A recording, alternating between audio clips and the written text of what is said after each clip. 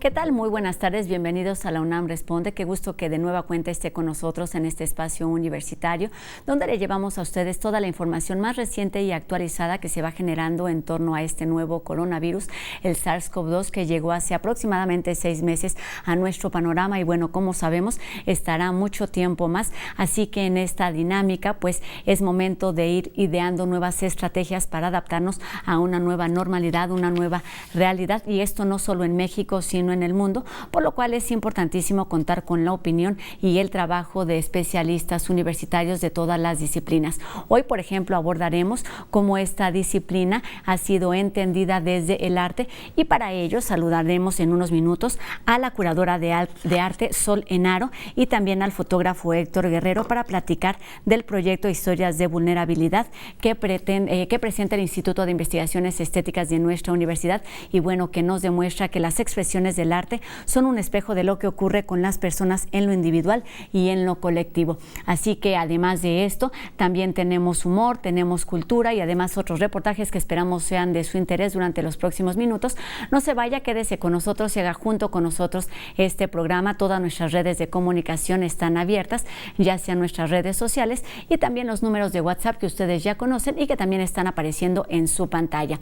Y bueno, comenzamos con un resumen de lo que ocurre en nuestro país, donde las cifras pues lamentablemente no son muy alentadoras. Se han registrado ya 216,852 casos por contagio de COVID-19 desde el inicio de esta pandemia, y en total se han registrado 26,000 defunciones. Y bueno, esto no significa que las cosas estén mal, siempre hay algo que podamos hacer, aunque hoy comencemos, por ejemplo, con el semáforo naranja en la Ciudad de México y en algunas otras entidades. La pandemia no termina, es importante seguir teniendo los cuidados de distancia y de higiene, y vamos ahora sí a comenzar con este panorama de lo que ocurre en México.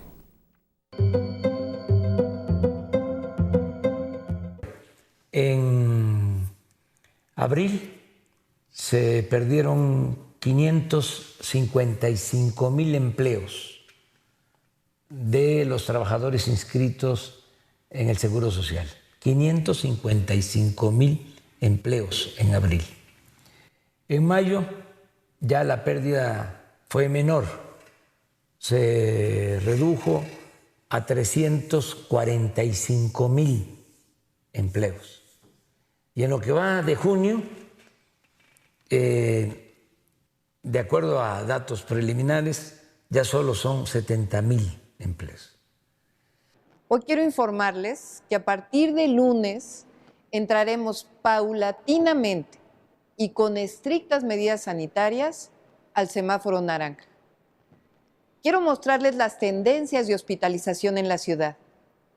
En la primera gráfica se presenta el número de hospitalizados en los más de 50 hospitales públicos y privados COVID-19 en la ciudad. En ella se puede observar una reducción del 17.5% en el número de camas ocupadas entre el 21 de mayo y el 25 de junio. Y uno de los elementos importantes de atender o de estar preparados es que podría repuntar en el otoño y el invierno, esto es, del mes de octubre en adelante y hasta marzo, que es la temporada de cada año en la que se presenta el virus influenza, en la que prolifera la enfermedad influenza causada por el virus influenza. Así las cosas en México, pero bueno, sabemos que este virus está presente en distintas partes del mundo, por lo que es considerado una pandemia. Esto inició hace ya 6 meses y desde entonces la Organización Mundial de la Salud anuncia que se registraron ya más de 10 millones de contagios por COVID-19 y la cifra de defunciones suma ya 500,000 en el mundo. Vamos con un panorama de lo que ocurre en todo el planeta. El mundo ha superado los 10 millones de casos de coronavirus y más de 500,000 de personas han muerto por COVID-19. México informa un conteo de 216,852 casos de coronavirus y 26,648 muertes. India registra su mayor aumento diario con 19,906 infecciones en las últimas 24 horas. Su conteo es de 548,318 casos, siendo el cuarto país más afectado del mundo. Pakistán supera los 206,000 casos de coronavirus después de registrar 3,602 nuevas infecciones. Corea del Sur reporta 42 nuevos casos de coronavirus. Las autoridades surcoreanas están preocupadas por los continuos grupos de infección registrados particularmente en las iglesias. Rusia registró 6,719 nuevos casos, su incremento más bajo en un día desde el 29 de abril. República Checa reportó 305 nuevos casos, su aumento diario más alto desde el 3 de abril. En Australia, el estado de Victoria ha informado 75 nuevos casos en las últimas 24 horas, el registro diario más alto en 2 meses. Irán informó 162 muertes por coronavirus, la cifra más alta en un solo día desde que comenzó el brote en el país. Qatar registró 693 nuevos casos de coronavirus en las últimas 24 horas, llevando el número de infecciones a 95,106. Indonesia reportó 51 nuevas muertes, llevando el número de fallecimientos a 2,805, la cifra más alta en el este de Asia, fuera de China. Tailandia suma 35 días sin reportar casos de transmisión local. Solo registró 7 nuevos casos importados de la India y los Estados Unidos. En Estados Unidos, al menos 12 estados ya han pausado o revertido los planes de reabrir con la esperanza de que se disminuya la propagación del coronavirus. Esta tarde el doctor Carlos Rosales del Instituto de Investigaciones Biomédicas de nuestra universidad nos habla sobre los sueros y los lentes para protegernos contra el COVID-19. Veamos. Buenas tardes, doctor. Buenas tardes. Mando un saludo afectuoso a Rosa y a todo el equipo de la UNAM Responde. Nuestro público nos pregunta, ¿se sabe si alguien está investigando la fabricación de un suero anti-SARS-CoV-2 similar a los sueros anti-alacrán? No hay investigaciones de ese tipo. Los sueros anti-alacrán, como otros sueros contra venenos de serpiente, son sueros que se fabrican aplicando cantidades pequeñas del veneno a un animal, por ejemplo, un caballo, y luego el caballo fabrica anticuerpos. Estos anticuerpos son los que se pueden usar como antiveneno en el caso de la picadura de una serpiente, de una araña o de un alacrán. Pero en el caso del virus no funciona así. Lo que se requiere es que la persona que se infecta tenga una respuesta inmunológica efectiva. Para esto, lo más eficiente es una vacuna. Y sí, hay muchos grupos en el mundo trabajando para tratar de elaborar una vacuna. Pero los antisueros funcionan para venenos, no para un virus activo. Otra pregunta. Si se sabe que el virus puede entrar por boca, nariz y ojos, ¿sería bueno siempre usar lentes protectores? Bueno, unos lentes protectores o una careta son útiles si alguien que está infectado estornuda o tose muy cerca y le rocía todas esas gotitas en la cara y alguna de esas entrara por los ojos. La forma más común de infectarse por los ojos, sin embargo, no es esta. Es cuando una persona con las manos sucias que pudieran tener el virus se toca la cara y se raspa, se frota los ojos.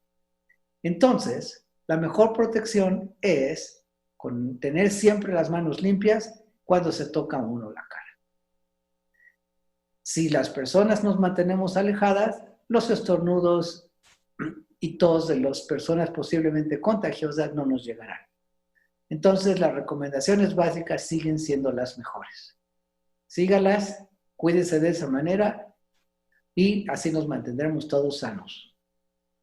Muchas gracias. Regresamos con Rosa al estudio de TV UNAM. Gracias, doctor. Y bueno, seguimos hablando de historias de vulnerabilidad que todos tenemos, ya sea porque las vivimos, porque las vemos, las leemos, las escuchamos. Y bueno, precisamente esta tarde conversaremos sobre todas estas experiencias que, vistas a través de los ojos de historiadores, de fotógrafos, de artistas y de curadores, pueden convertirse en experiencias artísticas y podemos conocerlas a través de las redes sociales durante esta pandemia. Para esto conversamos con nuestros invitados de esta tarde, a quien saludo. En primer primer término a Sol Enaro, quien es curadora del acervo documental y responsable del Centro de Documentación Arqueya del MUAC. ¿Cómo estás, Sol? Buenas tardes. ¿Qué tal? Buenas tardes, Rosa. Un gusto saludarte. Gracias igualmente, y también saludamos a Héctor Guerrero, quien es fotógrafo, artista y bueno, es uno de los narradores visuales que están armando estas historias de vulnerabilidad. ¿Cómo estás, Héctor? Buenas tardes. Hola, ¿qué tal? Buenas tardes. ¿Qué tal? Pues esta es una iniciativa en la que participan distintas instituciones de nuestra universidad y vamos a ir entendiendo cómo funcionan, cómo trabajan y principalmente cuál es su objetivo y cuál es esa materia prima con la que trabajan.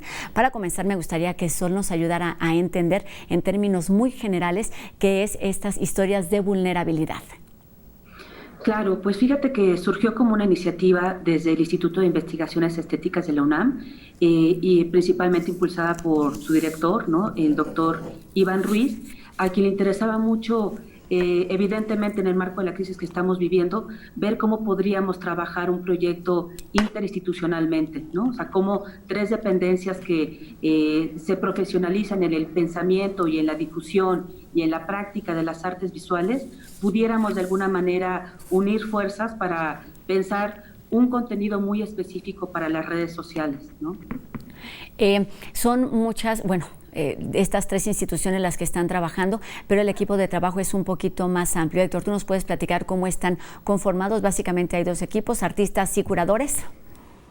Sí, bueno, lo que entiendo en mi caso es que estoy trabajando con Luis Vargas, curador extraordinario y investigador de parte de estéticas, pero lo que entiendo es que sí, se están haciendo estos binomios o estas parejas en donde se trabaja con un artista y un curador que está hablando sobre la temática de vulnerabilidad en torno a la obra de un artista, ¿no? Que está trabajando con esta realidad.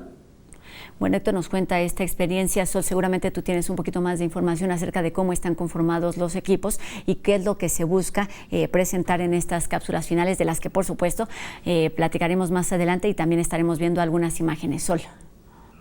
Pues mira, creo que ha sido muy interesante el tratar de ampliar, ¿no?, los registros desde los cuales trabajamos cada una de las instituciones, ¿no?, y pensar de alguna manera cómo podríamos responder desde la práctica artística contemporánea a un concepto como es la vulnerabilidad en el marco de una crisis como la que estamos viviendo.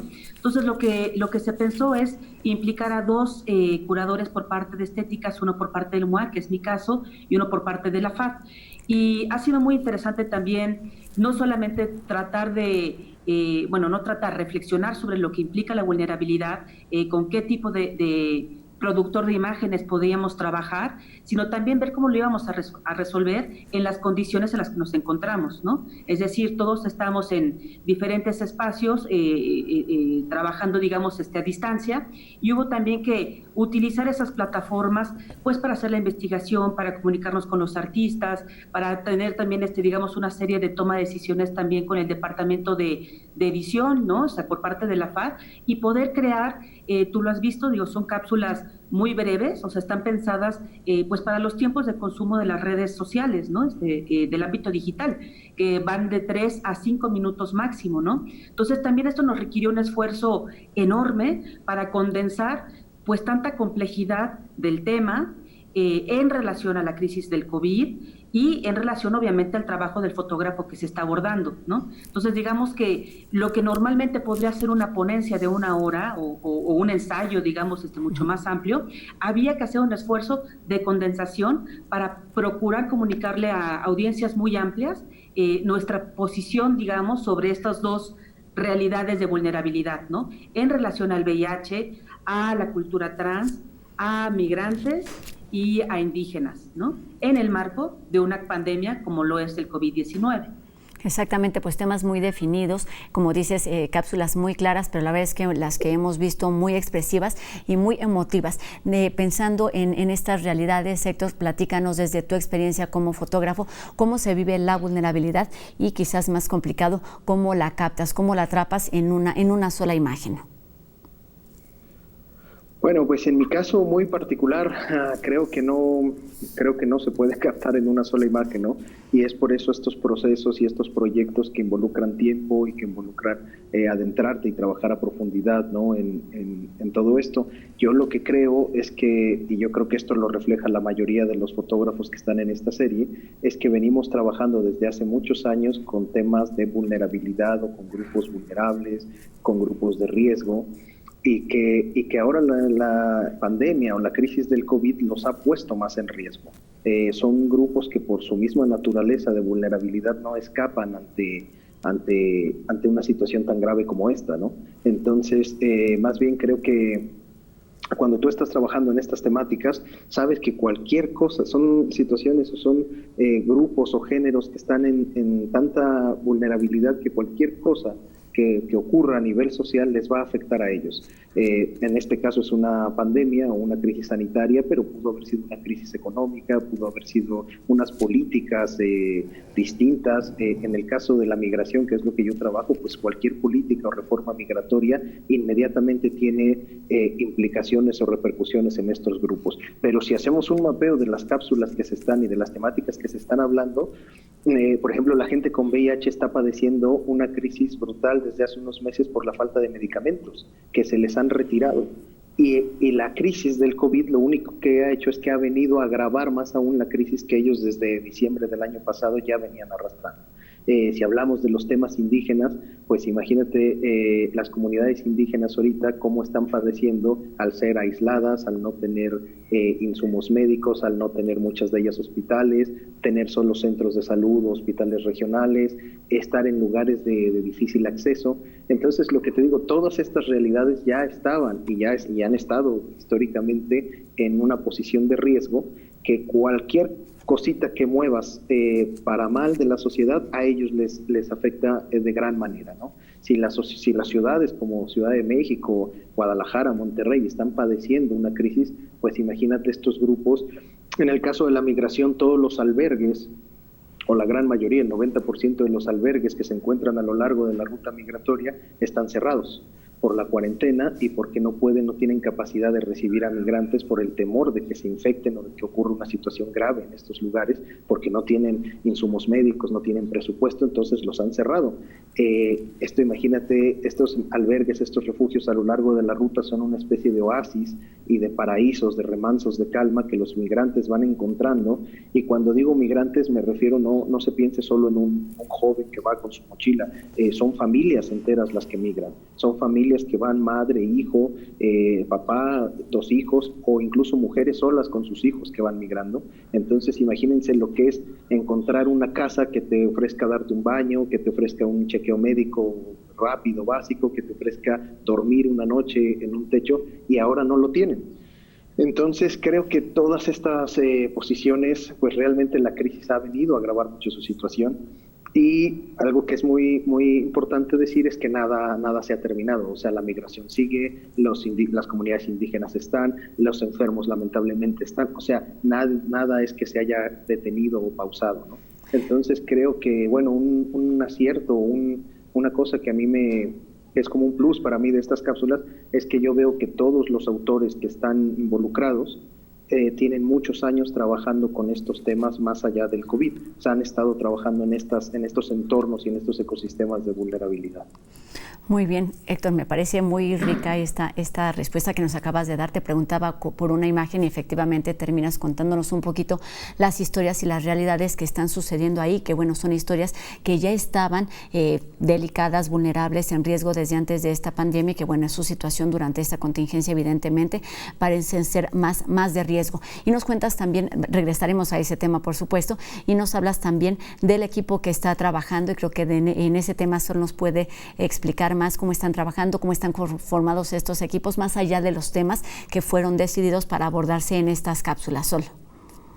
Claro, pues mira, trabajamos, te los digo, en el orden, ¿no?, en el que se están liberando las cápsulas. Son cápsulas que aparecen cada viernes, llevan 2, ya están 2 publicadas. La primera fue sobre VIH y fue sobre el trabajo de Óscar Sánchez Gómez, un fotógrafo del Estado de México que lleva desde los tempranos 90 visibilizando, digamos, la manera en la que él ha digerido, ¿no? Vivir con la condición seropositiva, y esa estuvo a mi cargo.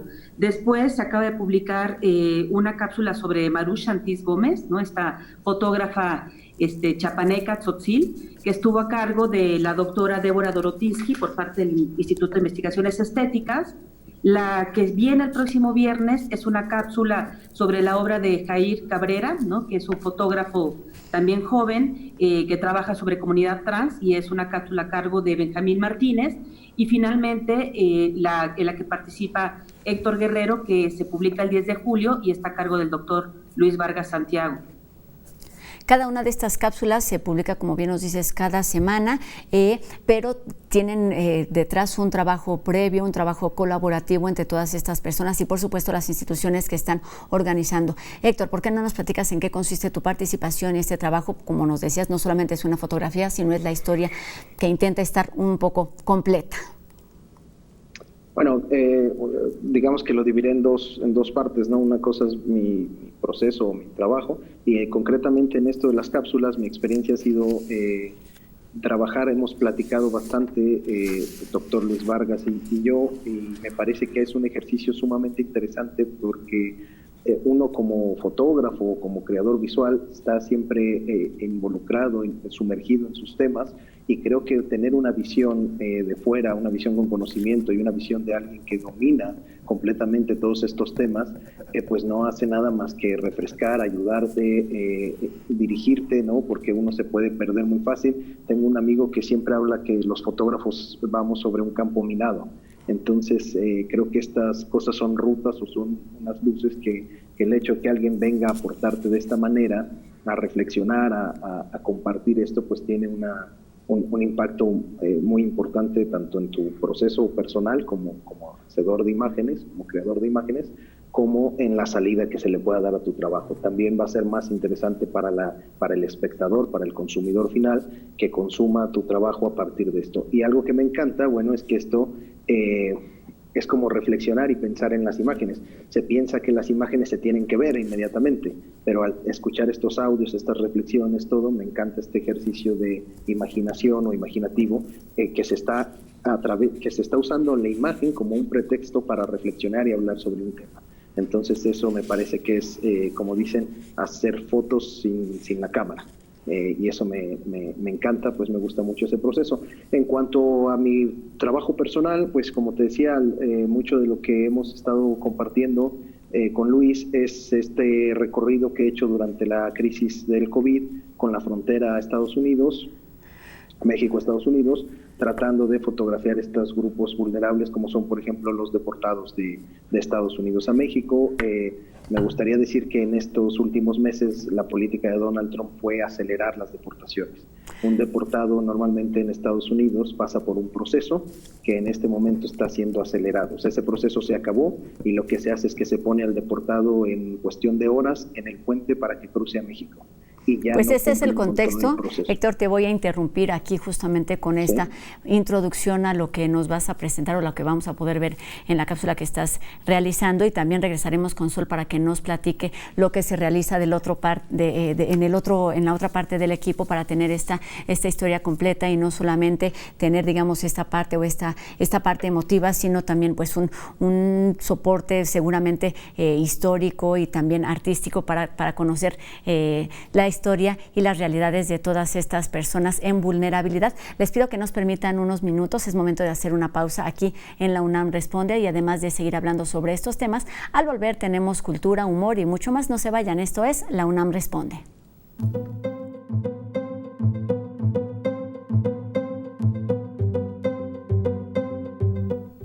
Ya estamos de regreso aquí en La UNAM Responde, y como cada semana el equipo de En Trending nos presenta un tema nuevo. En esta ocasión veremos una cápsula sobre igualdad de género.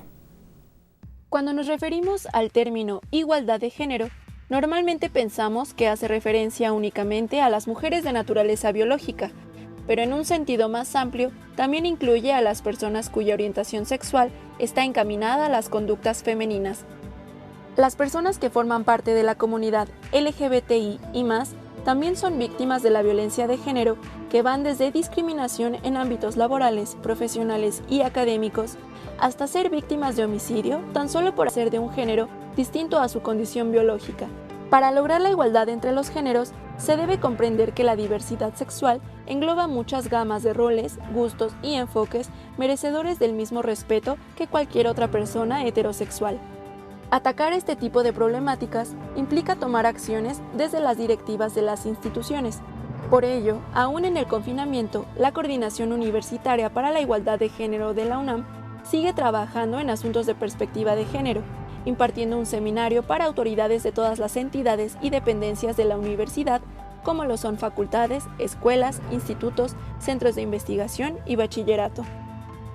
El seminario Políticas Universitarias para la Igualdad de Género se imparte durante el mes de junio en 6 sesiones transmitidas por YouTube en el canal Igualdad de Género UNAM, donde también se incluyen obras de teatro, comunicados, conferencias y demás actividades referentes a la perspectiva e igualdad de género.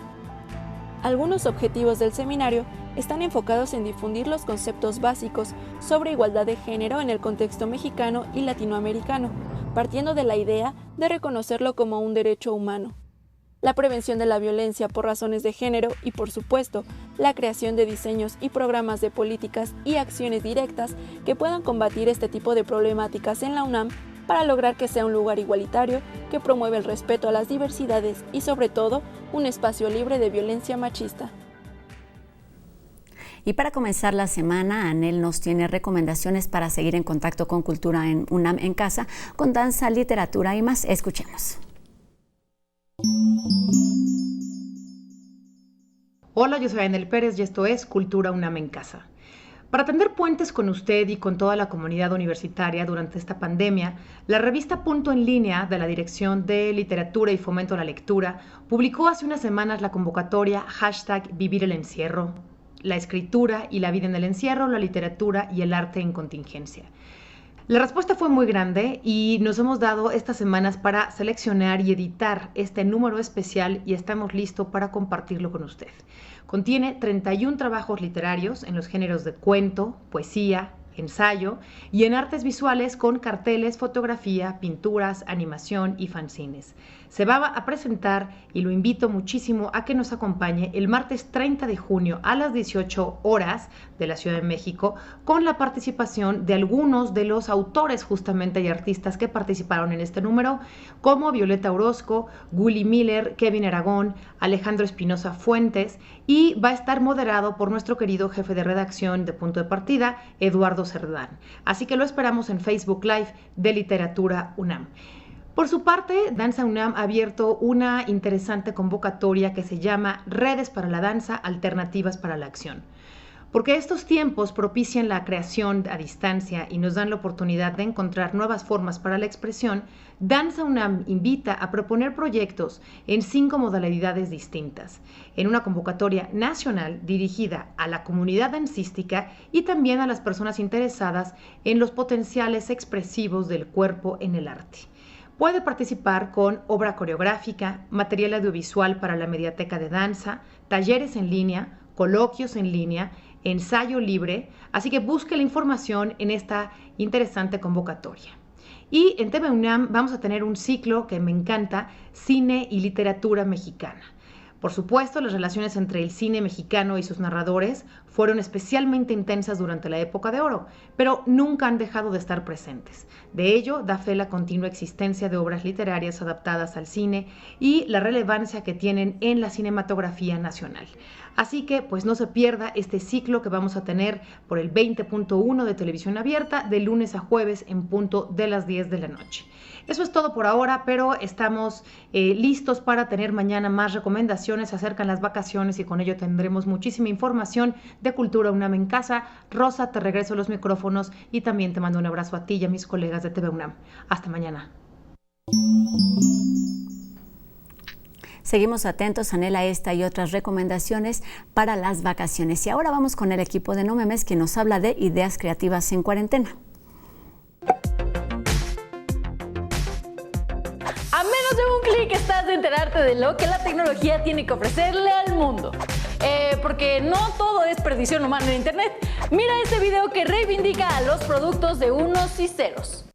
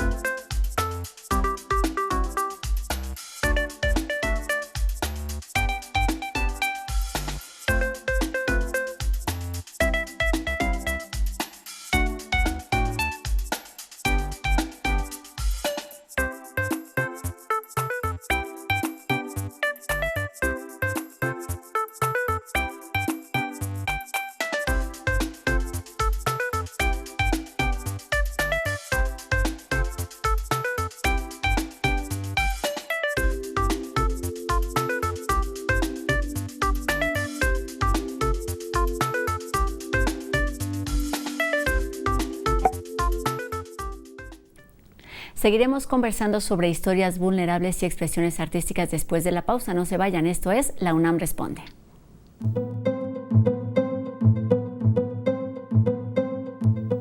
Y comenzamos este último bloque de La UNAM Responde con un reportaje que nos presenta la historia de cómo iniciaron los movimientos a favor de la diversidad y los derechos. Hace muchos siglos atrás, la sodomía, es decir, las prácticas sexuales entre personas del mismo sexo, eran delitos tan graves como la brujería y la herejía. Su abolición llegó con la Revolución Francesa, cuando un espíritu de libertad, conocimiento y fe en el progreso humano se estableció en Francia, Inglaterra y Alemania. El primer movimiento a favor de los derechos homosexuales y transexuales sucedió en Alemania. Desde 1897 hasta el régimen nazi se formaron las primeras organizaciones civiles, como el Comité Científico Humanitario, la Comunidad de los Propios y la Asociación de la Amistad Alemana. Con la llegada del partido nazi de Adolfo Hitler, todo cambió. Los homosexuales fueron considerados seres inferiores con un defecto genético. En el caso de las lesbianas, eran perseguidas y llevadas a prostíbulos. En los campos de concentración, los identificaban con un triángulo rosa invertido. Lo mismo sucedió en la Italia fascista y en la dictadura de Franco en España. La lucha por los derechos de esta comunidad tuvo otra oportunidad a mediados del siglo XX, en el marco de la revolución sexual, la contracultura y los movimientos estudiantiles y feministas. En 1969, Estados Unidos fue el escenario de la redada policíaca en Stonewall. Eso desató el movimiento de liberación LGBT. Stonewall, ¿qué significa? El hartazgo. Significa tomar la dignidad y dar un hasta aquí. La gente explotó. Y explotó de tal manera que cuando se estaban llevando a una cantante lesbiana, aparte afrodescendiente, esta cantante gritó y les dijo, van a dejar que me lleven. Y esto animó a que la población entera se volcara y sitiara por 3 días y 3 noches a la policía de Nueva York. Los grupos que ahora denominamos antiderechos, que son por lo general de la derecha, utilizaron esta idea para decir que era el castigo al pecado de sodomía. Y con esta idea del castigo empezaron de nuevo una cruzada contra la sexualidad.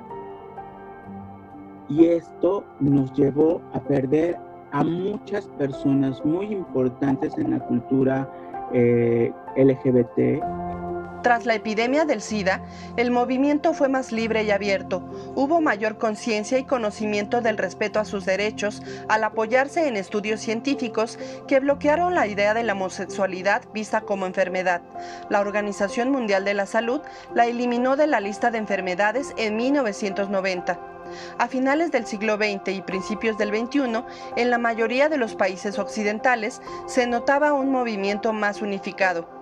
Así surgieron muchas organizaciones civiles que influyeron en las políticas públicas de cada país, y a pesar de la estigmatización social constante, se lograron importantes avances que están vigentes, como la aceptación de las sociedades de convivencia, las leyes que permiten el matrimonio entre personas del mismo sexo, el derecho a la seguridad social y la posibilidad de adopción para formar una familia. Y aquí seguimos hablando de otras historias de vulnerabilidad y retomamos nuestra conversación con la curadora Solenaro y así también con el fotógrafo Héctor Guerrero. Héctor, te interrumpí en la primera parte de esta entrevista, nos estabas contando la experiencia y la travesía que seguiste de estos migrantes ahí en la frontera norte de nuestro país. Termínanos de contar la historia con la que te encontraste allá en el norte.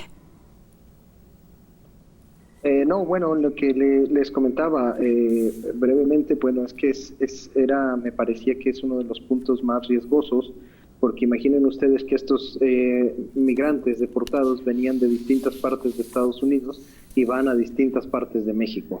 Entonces, en en un momento como este, ¿no? Donde se supone tenemos cercos sanitarios, donde están cerradas fronteras, donde están cerradas vuelos, viajes, donde las recomendaciones de todas las instituciones de salud y de los gobiernos es no viajar, es quedarse en casa, pues me parecía como sumamente incomprensible que a esta gente que viene de uno de los países más infectados del mundo, por así decirlo, como en Estados Unidos, se le arrojara a otro país, y además es que una vez que cruzan la frontera iban a todos lados.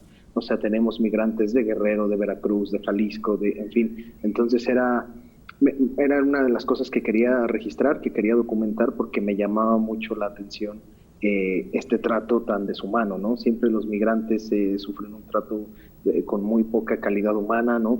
Desde la visión gubernamental, pero bueno, en este momento tan crítico me parecía realmente asombroso, ¿no? Entonces era mi intención documentar esto. Sí, claro, una vez más están ahí atrapados, digamos, en tierra de nadie, mientras se recomienda que no haya movilidad y los trámites se detienen, pues ellos están ahí literal a la espera de nada claro. Sol, platícanos qué es lo que realizan del otro lado, es decir, ellos son los artistas quienes están ahí muy cerquita de estas historias que están contando en los temas que ya nos platicaste, y cuál es el trabajo que realizan desde el otro lado los historiadores, los curadores que terminan de darle forma a estas historias. Pues mira, creo que la forma en realidad ya la tienen. Creo que nuestro papel es acompañar y facilitar que sean cada vez más visibles y más conocidas estas prácticas, estas investigaciones, que como ya lo decía Héctor, son investigaciones largas, ¿no? No son producto de una ocurrencia del momento, no obedecen, digamos, a cuestiones de el mercado del arte, ¿no? De los temas, digamos, que pues se pueden manejar en otro tipo de circuito. Y creo que tanto en los fotógrafos convocados como en los investigadores que estamos participando, prima un compromiso ético y político, ¿no? De alguna manera con lo que podemos hacer también desde nuestras prácticas como profesionales, ¿no? En términos de visibilizar, de digerir, de compartir, ¿no? A otras audiencias, pues realidades específicas y en este caso pues tan duras, ¿no? Y tan vigentes como las que abordan las 4 cápsulas. Yo te diría particularmente de la que trabajé con Óscar Sánchez Gómez, pues insistiría, o sea, el SIDA en su momento y después el VIH, realmente fue, digamos, blanco de muchísimos estigmas y de muchísimos ataques, ¿no? Por un periodo muy dilatado de tiempo.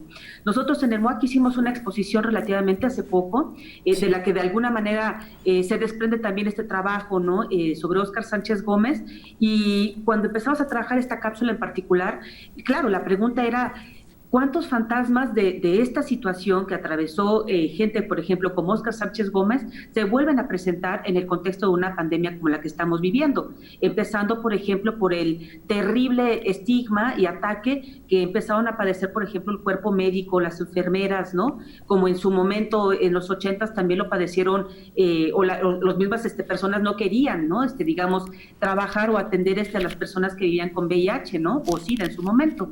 Las preguntas también sobre cómo vamos a recuperar, por ejemplo, el contacto humano, ¿no? O sea, nosotros recordamos en los 80s y los 90 cómo circularon por ignorancia tantas señalizaciones, ¿no? Y tanto miedo que había inoculado de no saludar a la gente porque te podías contagiar, ¿no? O sea, barbaridades de ese tipo que tenemos que recordar, no solamente para seguir, digamos, atacando y cuestionando, sino para que no se vuelvan a repetir en el contexto también de una pandemia como la que vivimos ahora. Óscar en su cápsula habla, pues, de lo que fue para él empezar a tomar, ¿no? Alrededor de 40 pastillas diarias, ¿no? Con el Acetate, con los primeros tratamientos antirretrovirales, y claro, o sea, el inicio de la cápsula habla muy específicamente de ciertos años, ¿no? El 81, cuando se aparece, digamos, el SIDA, ¿no? El síndrome de inmunodeficiencia adquirida. El 83, cuando se detecta al virus como tal, y entonces ya hablamos de VIH. Y el 86, cuando empiezan a circular, digamos, los primeros tratamientos antirretrovirales, y al mismo tiempo los efectos secundarios que vinieron con ello. Entonces, en el marco de la pandemia que estamos viviendo ahora, también son fechas que está bien tener claras, ¿no? No para, digamos, como para no perder de vista que, claro, o sea, en los 80 y los 90 no había una voluntad global de inyectar recursos, por lo menos, por ejemplo, en términos de investigación, para avances, ¿no? Para el SIDA o el VIH. Ahora la situación es distinta. Ahora, realmente, como es una situación global que se escapa y que nos implica a todos, las voluntades políticas, pues, son otras, ¿no? Entonces, creo que una cosa muy importante, y que es también el cierre de la cápsula de Oscar, es el concepto de la resiliencia y el amor, ¿no? O sea, cómo pensar la solidaridad en cualquiera de estas 4 cápsulas que se están produciendo y que se están circulando, cómo tener presente ese concepto solidario de acompañamiento y de voluntad de resiliencia ante cualquier crisis que se nos pueda presentar, que no es fácil, ¿no? Pero...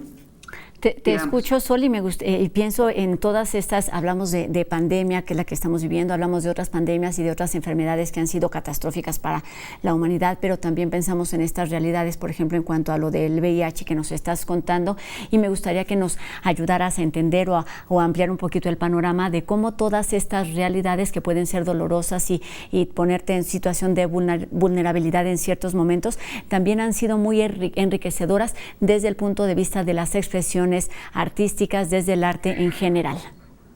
Claro, es que, por ejemplo, vuelvo al tema del VIH. Tú recordarás, o seguramente lo sabes, o sea, cómo desde la práctica artística, desde el ámbito cultural, no nada más desde la práctica artística, cómo el medio intelectual, el ámbito cultural, produjo una serie de pronunciamientos, acciones mucho más cercanas al activismo para pelear y exigir derechos, ¿no? O sea, realmente el lugar de la cultura, por ejemplo, en el caso del VIH, fue fundamental, ¿no? Entonces creo que también podemos aprender mucho de iniciativas como las que tuvieron lugar, y también para recordar que derechos que se han conseguido, que se han ganado, los tenemos que cuidar y mantener, porque también en cualquier momento nos los pueden arrebatar, ¿no? Entonces, digamos que el lugar también de la producción visual en estar no solo, digamos, retratando y conjuntando testimonios visuales sobre ciertas realidades, sino el cuerpo ampliado, ¿no? Que alimentamos la comunidad artística, críticos, curadores, gestores, historiadores, museógrafos, comunicadores, o sea, la docencia, o sea, como que desde ámbitos muy plurales debemos estar haciendo, digamos, poniendo el dedo en la llaga o estar señalando constantemente a través también de la producción artística visual este tipo de realidades, ¿no? Y claro, o sea, tú ves ahorita 4 cápsulas, pero en realidad pudieron haber sido muchas más, ¿no? O sea, hay otras realidades que aquí no alcanzaron a ser convocadas, pero digo una muy rápidamente que ha tenido un triste repunte también en el marco de esta emergencia sanitaria, ¿no? Que es la violencia a las mujeres, ¿no?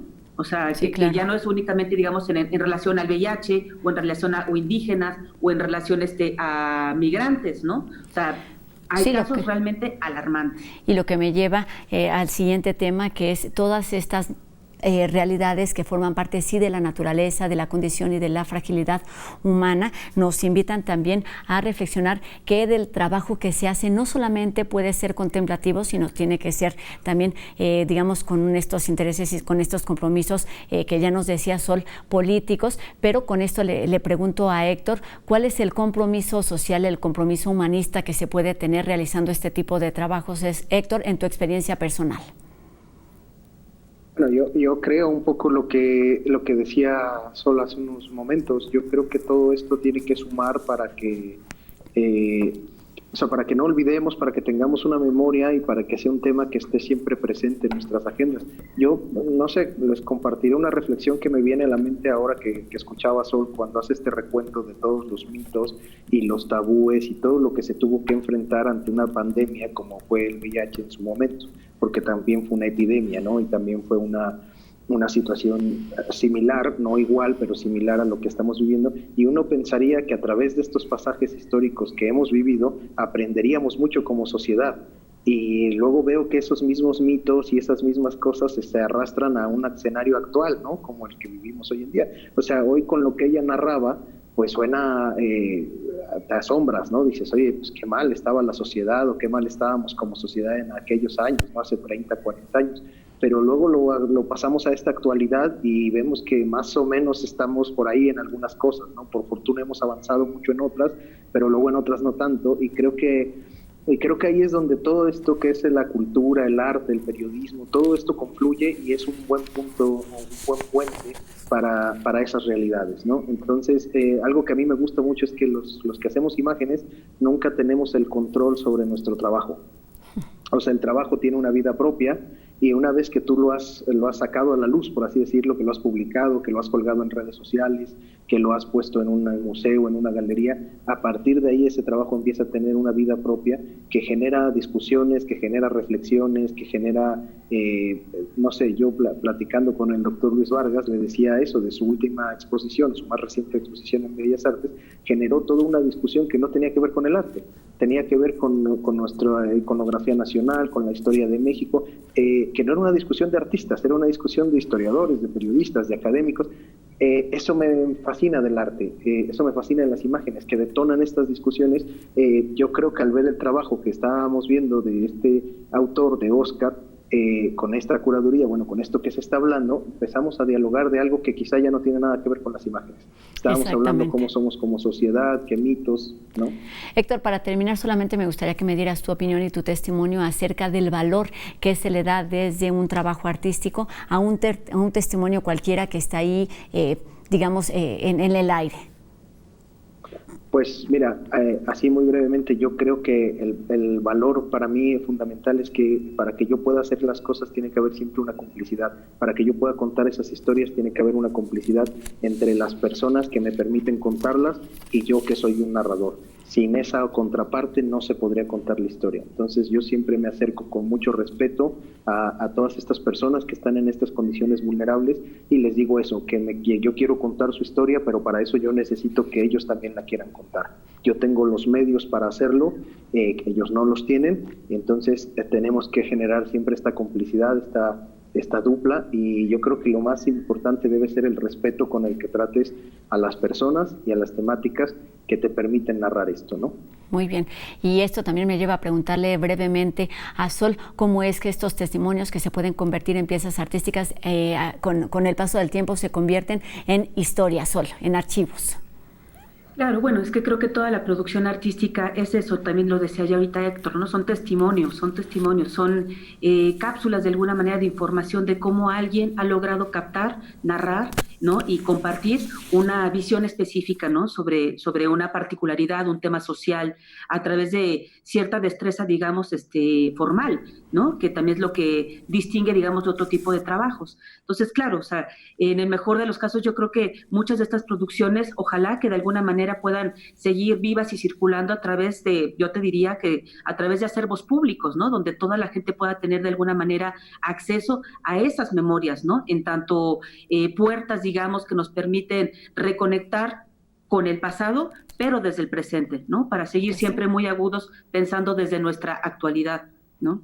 Creo que cada una de estas producciones son como suerte de bolos alimenticios, ¿no? O sea, donde sí está la imagen, desde luego, y fotográficamente podríamos hablar solamente formalmente de ellas, sí, claro, pero creo que son como palimpsestos, o sea, cada una de estas participaciones de Maru Shantiz, ¿no? De Jair Cabrera, de Héctor Guerrero o de Óscar Sánchez Gómez, cualquiera de ellos cuatro, más allá de lo fotográfico estrictamente, son como palimpsestos. Uno podría jalar muchísimos hilos para discutir y reflexionar sobre realidades y emergencias muy particulares de nuestro presente. Y que están ahí tanto estas realidades como estos trabajos en las redes de las instituciones que están participando, que son la FAD, el MUAC y el Instituto de Investigaciones Estéticas, para que todos podamos ver estas cápsulas que se están presentando. La primera fue de VIH, la segunda es de indígenas, la tercera es migración y la cuarta es de comunidad trans. Pues muchísimas gracias por habernos contado el previo y el contexto de todas estas historias que están ahí, que estaban antes de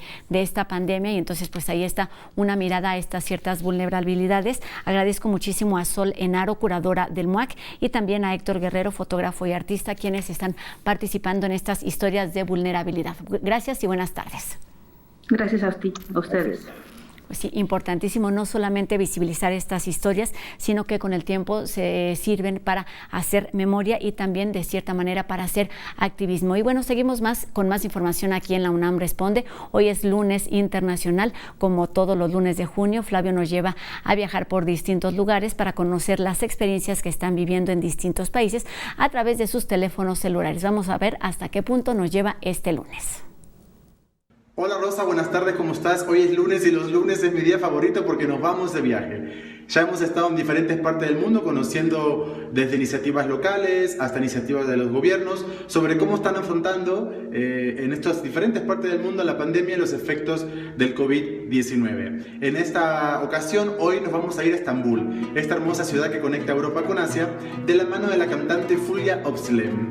Fulya nos va a mostrar cómo se está viviendo esta nueva realidad y también nos va a contar un singular y particular toque de queda que se implementa en la ciudad de Estambul. Vámonos de viaje.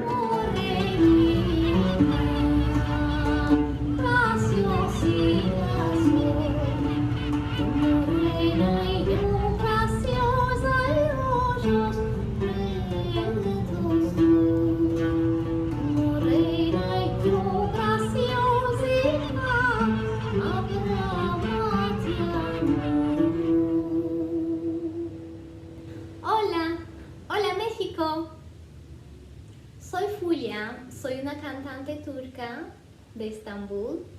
Hablo español porque me encanta aprender idiomas en que pueda cantar, pero algún día llegué a componer mis propias canciones en castellano, fusionando música turca con la música latina. Y hoy les voy a llevar a las calles de Estambul para mostrarles un poquito esta situación post-cuarentena durante pandemia de la COVID-19 en Estambul, cómo lo estamos viviendo ahora y cómo está nuestro nuevo normal. Me encantaría llevarles a las calles de Estambul ahora, pero no puedo porque tenemos un toque de queda y no puedo salir de la casa hasta las 6. Hoy y mañana hay los exámenes de los jóvenes estudiantes para ingresar a la universidad y el gobierno declaró un toque de queda, así que todos tenemos que quedarnos en casa. Solo los estudiantes que van a tomar este examen van a salir a la calle hoy y mañana. Y el motivo de este es mitigar el riesgo de contagio de la coronavirus. Y por eso nos tocó quedar en casa hoy y estoy esperando para salir de la casa a las 6. Y mientras estoy tomando un café turco. Y siempre dicen que cuando anuncian un toque de queda, siempre dicen que es el último. Pero siempre surge otra cosa y anuncian otro toque de queda. Ojalá este mismo sea el último toque de queda del año. Y aquí está nuestra amada Torre de Galata. Y hay bastante gente. Me vine a un parque para una fiesta clandestina. Un amigo nuestro que es el dueño de nuestro bar favorito en Estambul, en Taksim, tiene su bar cerrado y entonces él tuvo esta idea fantástica de hacer una fiesta aquí en el parque. Y aquí la gente fiesta. Por fin yo también puedo estar sin máscara y disfrutando de mi día. Es el viernes y mi cuerpo lo sabe.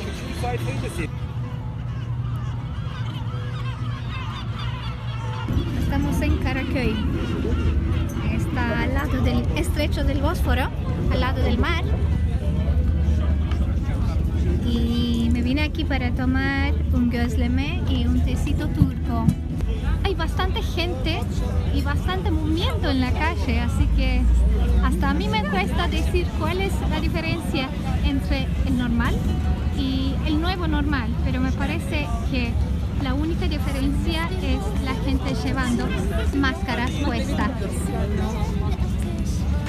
En Turquía los primeros casos de COVID-19 se registró en los principios de marzo y a partir del día 13 de marzo nosotros hicimos nuestra propia cuarentena, pero también hubo una cuarentena oficial que fue un tipo de cuarentena vertical, lo que significa es solo los mayores a partir de 65 años deberían quedarse en casa sin salir y ellos permanecieron así por 2 meses enteros.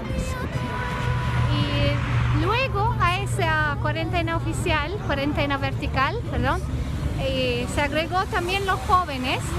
Todas las personas bajo de 18 años también tuvieron que quedarse en casa. Hace poco que la vida se ha vuelto a lo normal, al nuevo normal. Yo creo que aquí los oficiales están multando a este pobre hombre por no llevar su máscara puesta en la manera indicada. Voy a despedirme de ustedes con una canción que escribí, que se llama Mariposa. Mis alas son de blancas nubes, con el viento se envuelven. No tengo destino, no tengo lugar. Mis alas tienen colores lindos de las flores que yo amo. Lágrimas de sangre que dejaron en mi vestido.